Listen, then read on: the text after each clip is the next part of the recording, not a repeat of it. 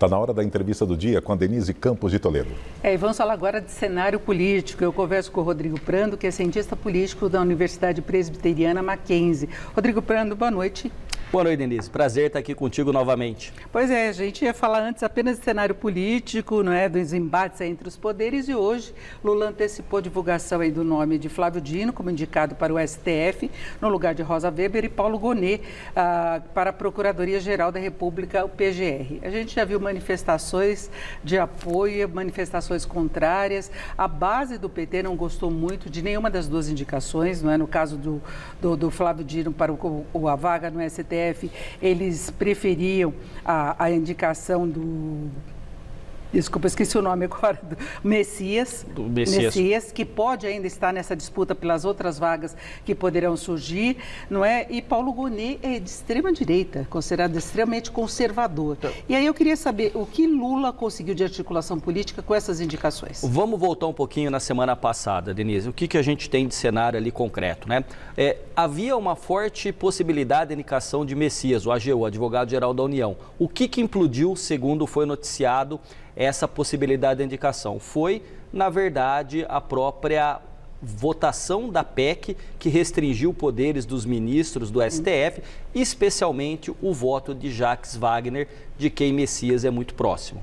Então, me parece que este cenário acabou transformando essa indicação em algo pouco provável e ganhou novamente força a figura do ministro da Justiça, Flávio Dino. E o Gonet, na verdade, ele era até cotado durante o governo Bolsonaro e agora ele acaba ganhando força com essa indicação, o que mostra que Lula está muito atento não apenas ao PT, o seu partido, mas também ao diálogo interinstitucional e com outros setores da política brasileira. No caso de Gonet, ele agrada Alexandre de Moraes e Gilmar Mendes, não é? Ambos. Os dois. Ambos, isso. Agradam Alexandre de Moraes e Gilmar Mendes e também o próprio ministro Dino agrada os dois. Lembrando que foi feito um jantar para distensionar na semana passada aquela decisão, inclusive pelo voto, como eu disse, de Wagner, porque os ministros do Supremo Tribunal sentiram que foi uma traição do governo. E aí o que eles fizeram? Eles acabaram sendo chamados no Palácio do Planalto,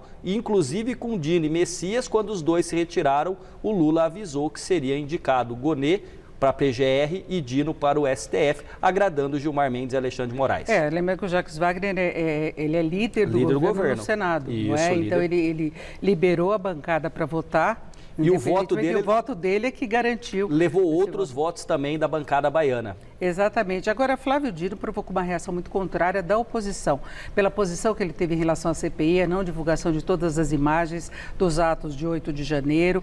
Ele é muito ativo politicamente nas redes sociais, ele já teve embates também diretamente nas comissões que o convocaram, né, em torno da CPI, e ele retrucou de uma forma muito pesada.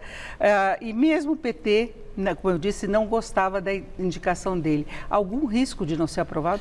Olha, eu acho que o risco é pequeno, porque deve ter sido feita uma costura muito bem colocada ali por Lula. Lembrando o seguinte, nós temos duas figuras ali, Pacheco e Alcolumbre. Alcolumbre preside a CCJ e ele passa primeiro na CCJ, depois vai para o plenário, que tem que ter 41 votos dos 81 senadores. A grande questão é a seguinte, Davi Alcolumbre quer voltar a presidir o Senado e Rodrigo Pacheco ainda tem interesse. Então, provavelmente, saindo Dino, abre espaço no Ministério e essa vaga, se ele inclusive for dividido da Justiça e Ministério da Segurança Pública, isso acaba trazendo a possibilidade de acomodações políticas. Tivemos, parece que apenas 5 ocasiões, isso foi em 1845, em que o Senado da República não aprovou os indicados pelo presidente da República. Na verdade, a base do governo ficaria mal se ela votasse contra uma indicação do presidente Lula, por mais que esteja contrariada, não é? E lembrando que ele é do partido de Alckmin, do vice-presidente. Do vice-presidente. Ele mudou, ele saiu do partido, né, e mudou. Agora tem uma questão interessante, você colocou bem, Flávio Dino ficou nos holofotes. Talvez neste governo Lula, neste Lula 3, Flávio Dino foi o ministro que mais embate teve com os opositores, especialmente os bolsonaristas. E por que a oposição e os bolsonaristas são detratores de primeira hora? Porque ele responde com ironia, com bom humor, com sarcasmo, coisa que os bolsonaristas se notabilizaram fazendo isso nas redes sociais. Claro que agora ele chega ao STF, se aprovado for, com a experiência de ter sido governador, portanto, passado pelo Executivo, pelo Legislativo, porque é senador da República e também ministro de Estado. Agora, ele não reforça aquela preocupação com o ativismo político do STF? Aí vai ver, nós temos que ponderar como ele vai se comportar, se ele vai de fato se distanciar um pouco dos holofotes e se ele terá, como tinha a ministra Weber, uma postura mais amainada e tranquila naquilo que o juiz deveria apenas se pronunciar nos autos. Eu duvido, até porque os dois que saíram agradados nessa história, Moraes e Gilmar Mendes, são aqueles que gostam também do embate e não fogem da ironia e do sarcasmo para rebater críticas. Agora a gente vê que nos bastidores tem muitas idas e vindas. Flávio Dino, ele perdeu o primeiro posto, se imaginava que Jorge Messias seria o indicado, ele foi chamado hoje também para a reunião com o presidente Lula, depois dele já ter decidido pelo nome de Dino. Agora, na substituição, se fala de Simone Tebet, que ela poderia ir para, que ela é atualmente do planejamento, que ela poderia ficar com a área da segurança, né, e Ministério da Justiça com o Capelli, aliás, exatamente dividindo segurança e justiça. Agora, Simone Tebet seria mais pela representatividade feminina, não por experiência para o cargo. E, provavelmente sim, porque o Lula sofreu muitas pressões por conta disso. Quer dizer, agora a gente tem uma Suprema Corte com 10 homens e apenas uma mulher. Ou seja, ela não reflete, como na maioria das vezes, nem o Congresso, tampouco o Judiciário, reflete a diversidade da sociedade brasileira. A questão, Denise, é que Lula é aquele que escolhe.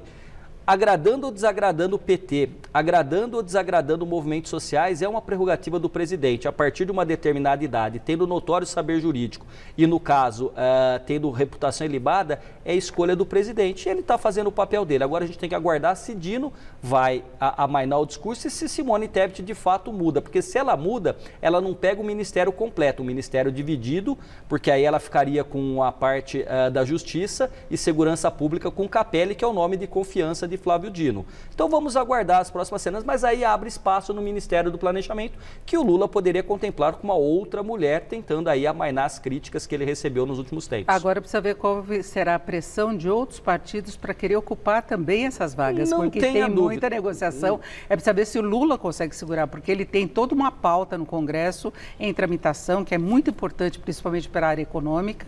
Tem vetos dele que podem ser derrubados, do marco temporal, não é só de desoneração.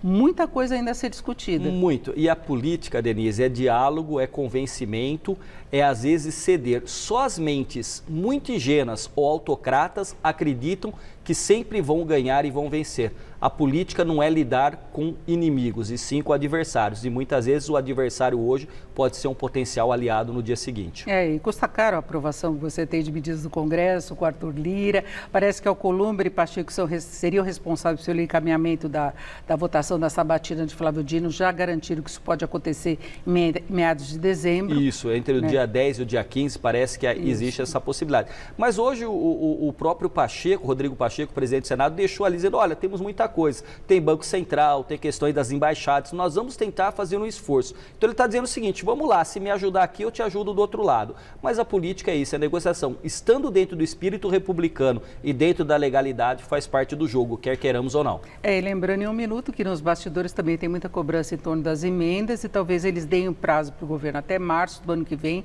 Se ele não liberar todo o recurso que eles estão reivindicando para as emendas parlamentares, aí o governo teria de mudar a meta fiscal obrigatoriamente. Teria que mudar a meta fiscal e mais do que isso, o Lula sabe e ele vai negociar. Ele está viajando, volta de viagem, ele não vai ter um final de ano tranquilo. A negociação não para um minuto e nós não podemos dizer que Lula é um neófito. Ele sabia muito bem como seria porque ele está no terceiro mandato.